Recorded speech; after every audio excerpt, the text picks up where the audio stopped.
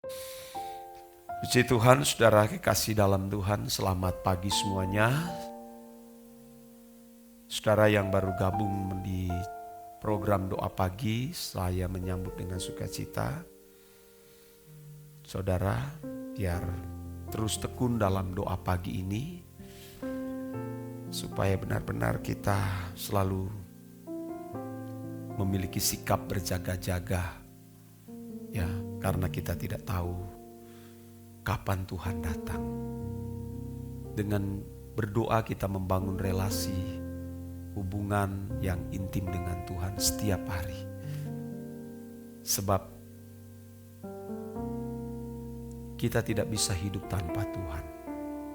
Mengapa kita berdoa? Karena kita tidak bisa bertumbuh, berbuah tanpa Tuhan. Mengapa kita harus berdoa? Karena kita sedang menghadapi kuasa kegelapan. Mengapa kita berdoa? Karena kita sedang juga menghadapi banyak orang-orang jahat, saudara. Jadi kita berdoa untuk supaya kita terus berlindung kepada Tuhan. Mengapa kita berdoa? Karena kita tidak bisa mencapai kesucian sebagai anak Allah. Maka kita butuh doa setiap hari, saudara. Ya, tentu saya tidak bahas mengenai doa. Nah, jangan merasa saudara tidak berharga karena gagal studi, gagal berkarir, gagal menikah, gagal punya anak, atau gagal berumah tangga. Apapun itu saudara, jangan merasa gagal. Orang yang merasa gagal pada hal-hal yang demikian, itu sama dengan meremehkan Tuhan. Demikian pula saudara jangan merasa tidak bernilai. Hanya saudara miskin atau dipandang rendah, tidak dihargai oleh orang lain atau tidak dicintai. Jangan merasa gagal dengan hal-hal itu, saudara. Atau merasa tidak bernilai.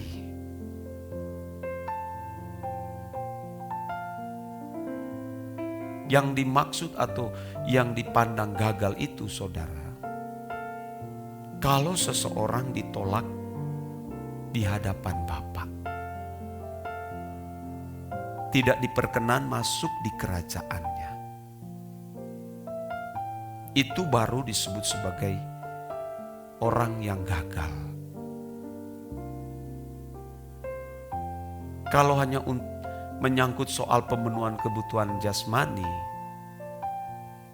lalu kita merasa gagal dan tidak bernilai, itu melecehkan Tuhan. Iya, saudaraku.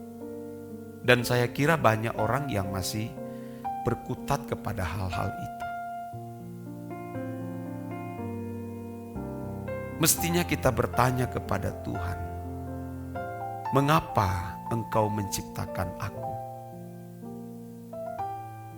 Mengapa Engkau menciptakan aku?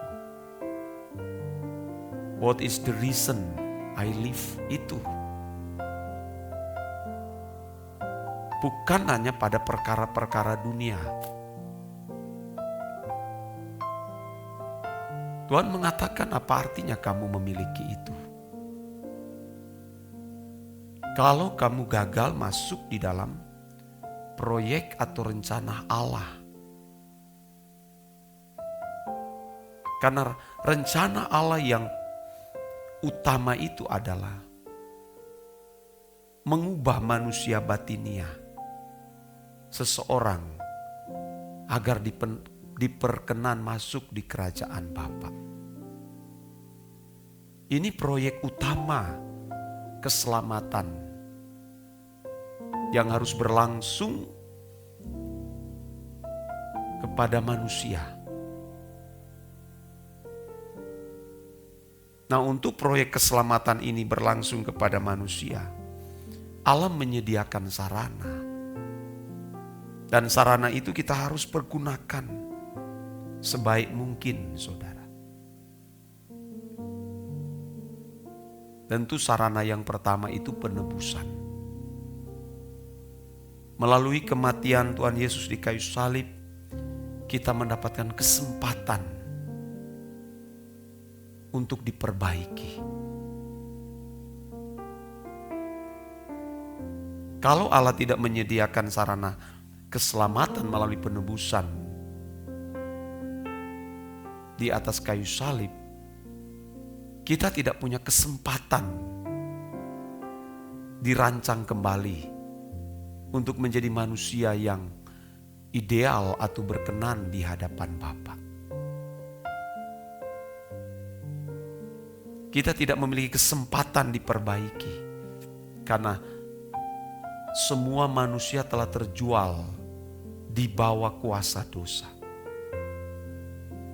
Saudara harus ingat bahwa upah dosa itu ialah maut, kematian kekal di mana manusia terpisah dengan Allah selama-lamanya.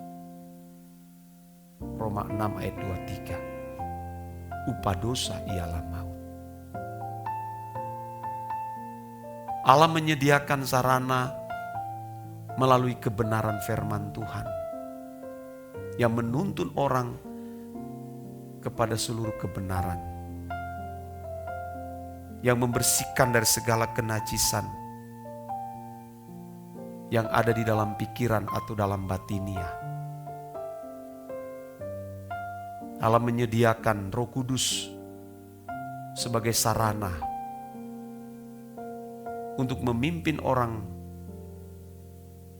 atau menuntun orang kepada kebenaran. Manfaatkan sarana-sarana ini, saudaraku. Jangan hanya sibuk dengan hal-hal yang seperti yang saya khotbahkan kemarin. Hal-hal yang dicari oleh orang-orang yang tidak mengenal Allah atau mengasihi Allah. Karena manusia pada umumnya yang tidak mengerti kebenaran, kalau tidak memiliki atau tidak terpenuhi semua kebutuhan jasmani itu, yang tadi saya kemukakan di awal kalimat, kalau gagal studi, gagal menikah, dan lain sebagainya, itu dianggap gagal. Nah, setan menipu banyak orang di situ. Kalau kamu gagal studi, kamu sudah gagal. Kalau kamu gagal berkarir, kamu sudah gagal. Kalau kamu sudah usia seperti ini tidak punya jodoh, kamu gagal. Kalau kamu sudah umur seperti ini, dalam pernikahanmu kamu tidak punya anak, kamu dianggap gagal. Nah, itu penipuan kuasa kegelapan. Setan tidak punya masa depan, saudara. Maka dia mengintimidasi kita dengan kegagalan-kegagalan itu. Maka tidak heran banyak orang, ada sebagian orang, bukan banyak orang ya, akhirnya ada yang bunuh diri, putus asa, kehilangan pengharapan. Wah, saudaraku, ubah cara pandang kita, saudara. Walaupun saudara mungkin yang ikut doa pagi ini ada yang terlilit dengan hutang, belum terlunasi, jangan merasa gagal. Merasa gagal kalau saudara ditolak di kekekalan, itu mengerikan, saudara.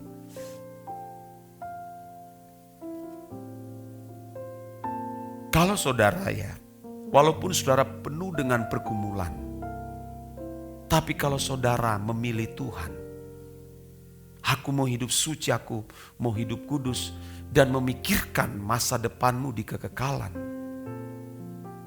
percayalah Tuhan akan menguraikan itu. Satu persatu nanti setiap permasalahanmu akan terurai. Kalaupun tidak menjadi masalah,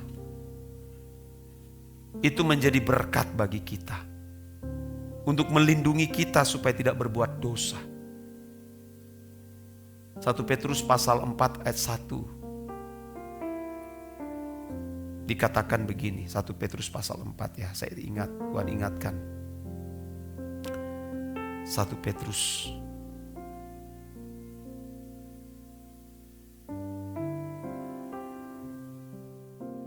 jadi karena Kristus telah menderita penderitaan badani, kamu pun harus juga mempersenjatai dirimu dengan pikiran yang demikian. Karena barang siapa telah menderita penderitaan badani, ia telah berhenti berbuat dosa. Penderitaan badani Allah bisa izinkan kita alami. Jangan berkata, mengapa aku menghadapi seperti ini Tuhan. Jangan saudara. Jangan mencurigai Allah. Lihat bagaimana Ayub. Ayub pun tidak mengerti. Bahkan teman-teman Ayub pun tidak mengerti rancangan Tuhan di dalam diri Ayub. Tidak mengerti. Tapi kan kalau menurut manusia, yang begini, yang benar, itu pandangan manusia. Yang benar di pandangan manusia belum tentu benar di mata manusia, di hadapan Allah. Menurut kita sudah benar Tuhan. Aku beribadah kepadamu 3 kali sehari, aku berdoa. Ayub melakukan ritual keagamaan yang tidak ada orang yang melebihi Ayub pada zaman itu. Kalau anak-anaknya berbuat jahat, dia mempersembahkan korban. Tapi Anda lihat bagaimana Allah membersihkan Ayub dari segala kenajisan.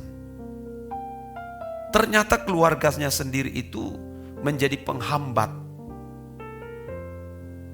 Termasuk anak-anaknya itu. Tidak takut akan Allah. Istri sendiri pun teruji mengutuki Allah dengan berkata kepada Ayub, kutuki saja Allahmu itu. Allah tahu bagaimana membersihkan. Bukan hanya Allah mengizinkan Ayub untuk membuktikan kemurnian imannya dengan menjagokan Ayub melawan iblis. Tapi Allah tahu bagaimana memisahkan Ayub dengan keluarganya sendiri yang tidak takut akan Allah. Wah, luar biasa itu. Tentu kita tidak mengingini keluarga kita masuk neraka. Tapi Allah bisa mengizinkan penderitaan-penderitaan itu untuk selain menguji kita, untuk memurnikan kita. Ayat 2, supaya waktu yang sisa jangan kamu pergunakan menurut keinginan manusia, tetapi menurut kehendak Allah. Luar biasa saudara. Jangan terjebak dengan hal-hal yang sifatnya duniawi. Bertanyalah kepada Tuhan, untuk apa Engkau ciptakan aku? Dan apa yang aku harus perbuat supaya aku bisa menyenangkan-Mu Tuhan? Itu yang kita perkarakan. Karena hidup kita singkat di bumi ini. Kita harus mempertaruhkan segenap hidup untuk Tuhan, saudara. Tuhan tidak akan mungkin membiarkan kita. Dia akan terus menjaga, melindungi kita. Karena kita berjuang sungguh-sungguh hidup berkenan di matanya. Ini menjadi pesan Tuhan bagi kita sekalian. Ya, ini menjadi pesan Tuhan dan mari kita berdoa.